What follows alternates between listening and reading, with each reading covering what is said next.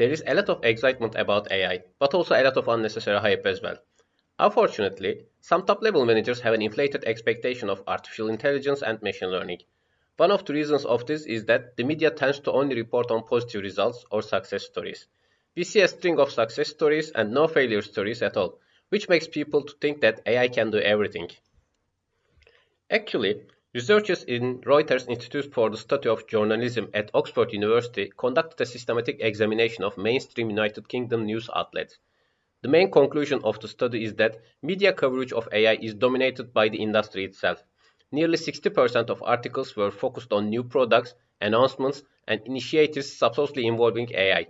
A third were based on industry sources, and 12% explicitly mentioned Elon Musk, the would-be colonist of Mars. Critically, AI products were often portrayed as relevant and competent solutions to a range of public problems. Journalists rarely questioned whether AI was likely to be the best answer to these problems. They also did not acknowledge debates about the technology's public effects. The hype has grown so much that AI has become a blanket phrase for startups looking to attract investments and position themselves at the forefront of tech innovation. A report done by MMC Ventures found that nearly half of the companies in Europe that call themselves AI startups don't in fact use artificial intelligence. All these non-realistic news and expectations have caused people to falsely think that evil, clever robots are coming to take over humanity anytime now. One of the main things that most people misinterpret is actually AI is two separate ideas. Almost all the progress we are seeing today in the field is artificial narrow intelligence. These are AIs that do only one thing. However, AI also refers to a second concept, AGI, or artificial general intelligence.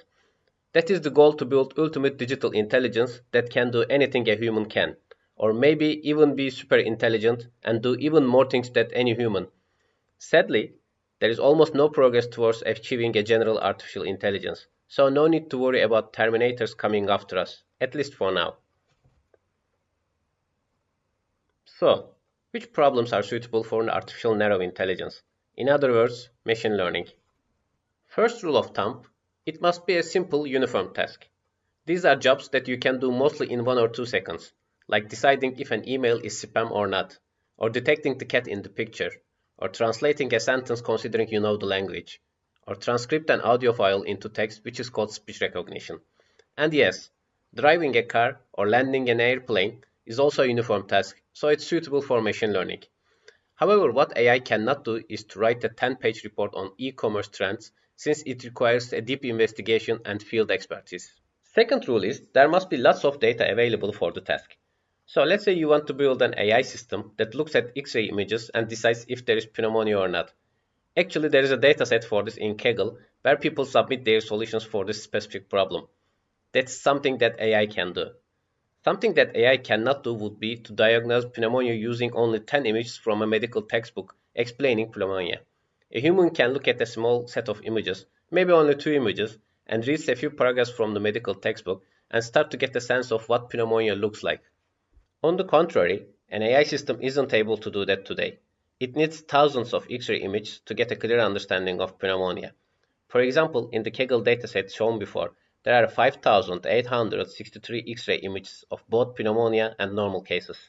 A second, less mentioned weakness of AI is that it tends to do poorly when it's asked to perform on new types of data that's different than the data it was trained before. Let me explain it with an example. Assume you have built a system that learns to diagnose pneumonia from images like these on the left. These are pretty well high-quality X-ray images. But now, let's say you take this AI system and apply it to a different hospital, where the X-ray technician somehow, for some reason, had the patient's lie always at an angle or the quality of the images are not the same. Then your system's performance will be quite poor. More absurdly, if you feed your AI system with cat images instead of X-rays, it will not come and say, "Hey man, these images are not X-rays." It will predict an outcome telling whether the cat is pneumonia or normal. Of course, a good AI team can put additional features into your system to prevent these situations, but adding these features might not be always so easy. This is one of the things that AI is actually much weaker than humans. If a human has learned from images on the left, they are more likely to be able to adapt to new situations.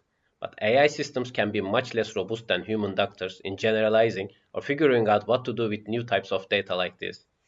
This is the end for this video, and I hope these examples are helping you to get an intuition about what AI can and cannot do. If it still seems fuzzy to you, don't worry. We'll give more examples of what can be done in the coming sessions.